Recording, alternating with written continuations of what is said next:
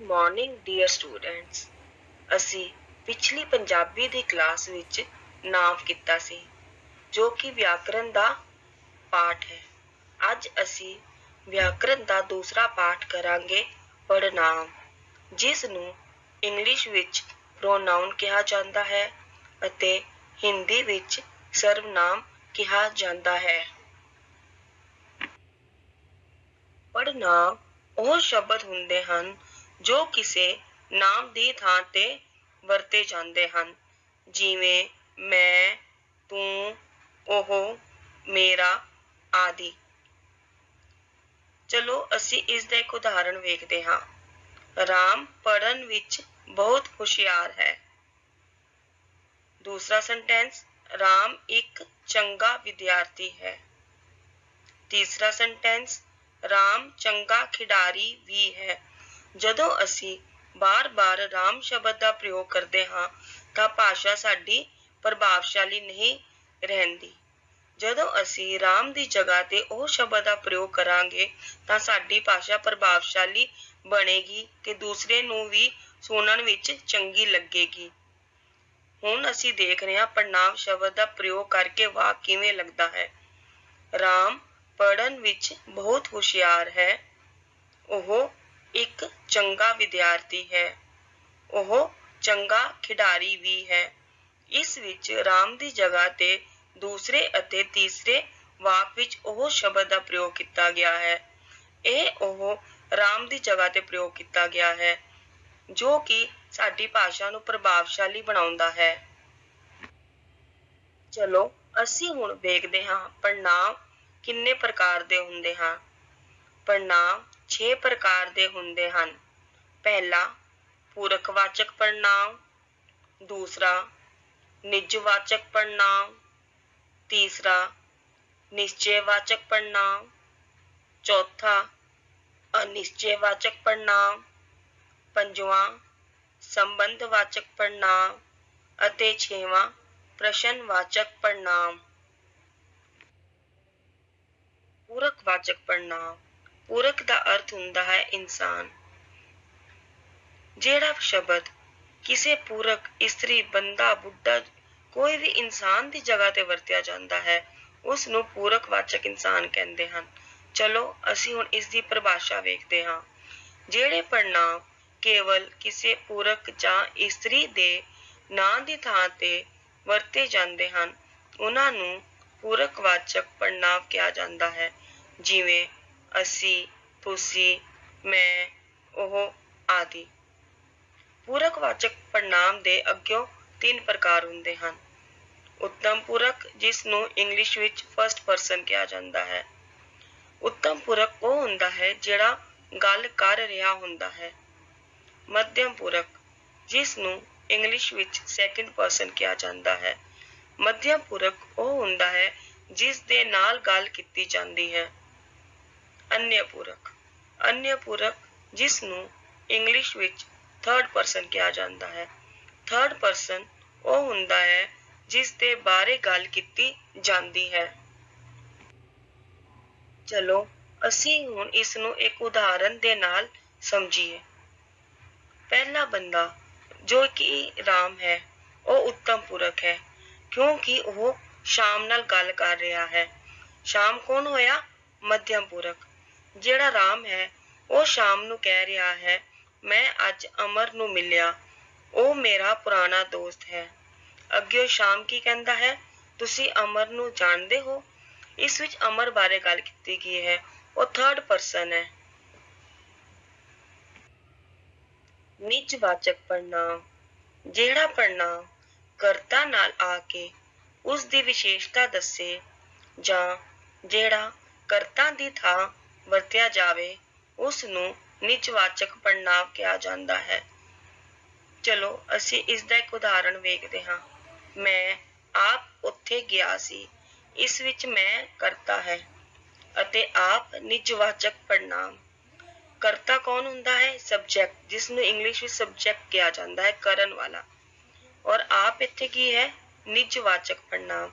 ਜਦੋਂ ਇੱਕ ਹੀ ਵਾਕ ਵਿੱਚ 2 ਸ਼ਬਦਾਂ ਰਾਹੀਂ ਕਿਸੇ ਇੱਕ ਨੂੰ ਸੰਬੋਧਨ ਕੀਤਾ ਜਾਵੇ, ਉਸ ਨੂੰ ਨਿਜਵਾਚਕ ਪੜ੍ਹਨਾਂਵ ਕਿਹਾ ਜਾਂਦਾ ਹੈ। ਇਸ ਵਿੱਚ ਮੈਂ ਅਤੇ ਆਪ ਦੋਨੋਂ ਇੱਕ ਵਿਅਕਤੀ ਨੂੰ ਹੀ ਸੰਬੋਧਨ ਕਰ ਰਹੇ ਹਨ। ਚਲੋ ਅਸੀਂ ਹੁਣ ਇਸ ਦਾ ਦੂਸਰਾ ਉਦਾਹਰਣ ਵੇਖਦੇ ਹਾਂ। ਬੱਚੇ ਆਪਸ ਵਿੱਚ ਲੜਦੇ ਹਨ। ਬੱਚੇ ਸਬਜੈਕਟ ਹੋ ਗਿਆ, ਕਰਤਾ ਹੋ ਗਿਆ। ਆਪਸ ਕੀ ਹੋ ਗਿਆ? ਨਿਜਵਾਚਕ ਪੜ੍ਹਨਾਂਵ। ਬੱਚੇ ਅਤੇ ਆਪਸ ਦੋਨੋਂ ਬੱਚਿਆਂ ਨੂੰ ਹੀ ਸੰਬੋਧਨ ਕੀਤੇ ਗਏ ਹਨ। ਇਸ ਲਈ ਇਹ ਨਿਜਵਾਚਕ ਪੜ੍ਹਨਾਂਵ ਹੈ। ਨਿਸ਼ਚੈਵਾਚਕ ਪੜ੍ਹਨਾਂਵ। ਨਿਸ਼ਚੈ ਦਾ ਅਰਥ ਹੁੰਦਾ ਹੈ ਪੱਕਾ। ਤੁਸੀਂ ਉਸ ਬਾਰੇ ਕਨਫਰਮ ਹੋ, ਕੋਈ ਕਨਫਿਊਜ਼ਨ ਤੁਹਾਨੂੰ ਨਹੀਂ ਹੈ। ਕਿਸੇ ਦੂਰ ਜਾਂ ਨੇੜੇ ਦੀ ਦਿਸਦੀ ਵਸਤੂ ਵੱਲ ਇਸ਼ਾਰਾ ਕਰਕੇ ਉਸ ਦੇ ਨਾਂ ਦੀ ਥਾਂ ਵਰਤੇ ਜਾਣ ਨੂੰ ਨਿਸ਼ਚੈਵਾਚਕ ਪੜ੍ਹਨਾਂਵ ਕਿਹਾ ਜਾਂਦਾ ਹੈ। ਨਿਸ਼ਚੈਵਾਚਕ ਪੜ੍ਹਨਾਂਵ ਵਿੱਚ ਅਸੀਂ ਕਿਸੇ ਚੀਜ਼ ਵੱਲ ਇਸ਼ਾਰਾ ਕਰਕੇ ਉਸ ਬਾਰੇ ਗੱਲ ਕਰਦੇ ਹਾਂ। ਜਿਵੇਂ ਇੱਕ ਉਦਾਹਰਣ ਅਸੀਂ ਵੇਖਦੇ ਹਾਂ। ਪਹਿਲਾ ਹੈ, ਇੱਕ ਬੰਦਾ ਹੈ, ਉਹ ਪੁੱਛ ਰਿਹਾ ਹੈ ਕਿ ਉਹ ਘਰ ਕਿਸ ਦਾ ਹੈ ਤੇ ਔਰਤ ਇਸ਼ਾਰਾ ਕਰਕੇ ਦੱਸ ਰਹੀ ਹੈ ਉਹ ਘਰ ਸਾਹਮਣੇ ਹੈ। ਉਹ ਇਸ਼ਾਰਾ ਕਰ ਰਹੀ ਹੈ ਘਰ ਵੱਲ ਤੇ ਉਹ ਕੀ ਹੋ ਗਿਆ? ਨਿਸ਼ਚੈਵਾਚਕ। ਉਹ ਉਸੇ ਘਰ ਬਾਰੇ ਗੱਲ ਕਰ ਰਹੀ ਹੈ ਜਿਸ ਘਰ ਬਾਰੇ ਉਹ ਬੰਦਾ ਪੁੱਛ ਰਿਹਾ ਹੈ। ਦੂਸਰਾ ਸੈਂਟੈਂਸ ਵੇਖਦੇ ਹਾਂ। ਉਹ ਬੱਚਾ ਪੜ੍ਹ ਰਿਹਾ ਹੈ। ਉਹ ਔਰਤ ਬੱਚੇ ਵੱਲ ਇਸ਼ਾਰਾ ਕਰਕੇ ਕਹਿ ਰਹੀ ਹੈ ਕਿ ਉਹੀ ਬੱਚਾ ਪੜ੍ਹ ਰਿਹਾ ਹੈ। ਉਹ ਉਸ ਤੇ ਨਿਸ਼ਚੈ ਹੈ, ਉਸਨੂੰ ਪੱਕਾ ਪਤਾ ਹੈ ਕਿ ਉਹੀ ਬੱਚਾ ਪੜ੍ਹਦਾ ਪਿਆ ਹੈ। ਅਨਿਸ਼ਚੈਵਾਚਕ ਪੜ੍ਹਨਾਂਵ। ਅਸੀਂ ਪਹਿਲਾਂ ਕੀਤਾ ਸੀ ਨਿਸ਼ਚੈਵਾਚਕ ਪੜ੍ਹਨਾਂਵ। ਨਿਸ਼ਚੈ ਦਾ ਅਰਥ ਸੀ ਕਿ ਪੱਕਾ ਅਸੀਂ ਉਸੇ ਚੀਜ਼ ਬਾਰੇ ਗੱਲ ਕਰ ਰਹੇ ਹਾਂ। ਅਨਿਸ਼ਚੈ ਦਾ ਅਰਥ ਹੁੰਦਾ ਹੈ ਸਾਨੂੰ ਉਸ ਬਾਰੇ ਪੱਕਾ ਪਤਾ ਨਾ ਹੋਵੇ, ਸਾਡਾ ਸਿਰਫ ਅੰਦਾਜ਼ਾ ਹੀ ਹੋਵੇ। ਉਹ ਪੜ੍ਹਨਾਂਵ ਜੋ ਕਿਸੇ ਵਸਤੂ ਜਾਂ ਦਾ ਅੰਦਾਜ਼ਾ ਤਾਂ ਦੱਸੇ ਪਰ ਉਸਦੀ ਪੂਰੀ ਗਿਣਤੀ ਨਾ ਦੱਸੇ, ਉਸਨੂੰ ਅਨਿਸ਼ਚੈਵਾਚਕ ਪੜ੍ਹਨਾਂਵ ਕਿਹਾ ਜਾਂਦਾ ਹੈ। ਇਸ ਵਿੱਚ ਸਿਰਫ ਅੰਦਾਜ਼ਾ ਦੱਸਿਆ ਜਾਂਦਾ ਹੈ, ਪੂਰੀ ਗਿਣਤੀ ਨਹੀਂ ਦੱਸੀ ਜਾਂਦੀ। ਜਿਵੇਂ ਇੱਕ ਬੰਦਾ ਦੂਸਰੇ ਨੂੰ ਕਹਿ ਰਿਹਾ ਹੈ, ਸਰ ਅੱਜ ਤੁਹਾਨੂੰ 100 ਤੋਂ ਜ਼ਿਆਦਾ ਲੋਕ ਮਿਲਣ ਲਈ ਆਏ ਹਨ। ਇਸ ਵਿੱਚ 100 ਤੋਂ ਜ਼ਿਆਦਾ ਅੰਦਾਜ਼ਾ ਦੱਸਿਆ ਗਿਆ ਹੈ, ਪੂਰੀ ਗਿਣਤੀ ਨਹੀਂ ਦੱਸੀ ਗਈ। ਅਨਿਸ਼ਚੈ ਵਿੱਚ ਪੂਰੀ ਗਿਣਤੀ ਨਹੀਂ ਦੱਸੀ ਜਾਂਦੀ, ਸਗੋਂ ਅੰਦਾਜ਼ਾ ਹੀ ਦੱਸਿਆ ਜਾਂਦਾ ਹੈ। ਸੰਬੰਧਵਾਚਕ ਪੜ੍ਹਨਾਂਵ। ਜਿਹੜਾ ਸ਼ਬਦ ਪੜ੍ਹਨਾਂਵ ਵਾਕਾਂ ਨੂੰ ਜੋੜਨ ਦਾ ਕੰਮ ਕਰਦਾ ਹੈ ਉਸ ਨੂੰ ਸੰਬੰਧਵਾਚਕ ਪੜ੍ਹਨਾਂਵ ਕਹਿੰਦੇ ਹਨ। ਸੰਬੰਧ ਦਾ ਅਰਥ ਹੁੰਦਾ ਹੈ ਆਪਸ ਵਿੱਚ ਜੋੜਨਾ ਜਾਂ ਸੰਬੰਧ ਬਣਾਉਣਾ, ਰਿਲੇਸ਼ਨ ਬਣਾਉਣਾ।